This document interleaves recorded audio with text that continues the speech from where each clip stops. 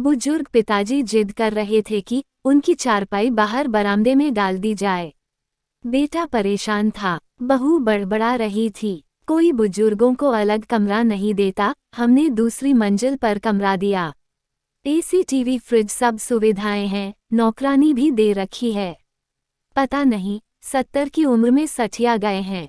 पिता कमजोर और बीमार हैं, जिद कर रहे हैं तो उनकी चारपाई गैलरी में डलवा ही देता हूँ, निकित ने सोचा। पिता इच्छा की पूरी करना उसने स्वभाव बना लिया था। अब पिता की एक चारपाई बरामदे में भी आ गई थी।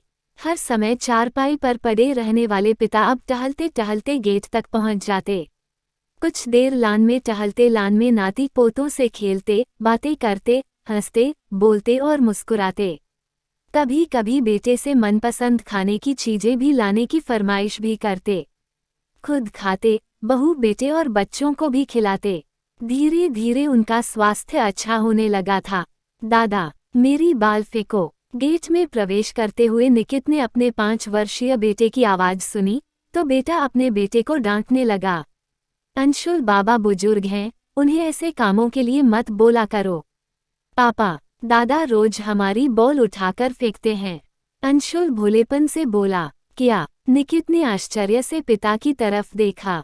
पिता, हाँ बेटा, तुमने ऊपर वाले कमरे में सुविधाएं तो बहुत दी थीं, लेकिन अपनों का साथ नहीं था।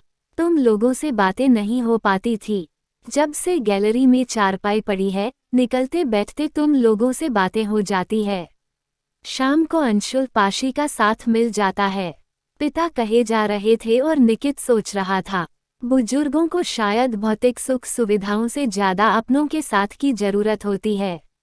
बुजुर्गों का सम्मान करें, ये हमारी धरोहर हैं और अपने बुजुर्गों का ख्याल हर हाल में अवश्य रखें।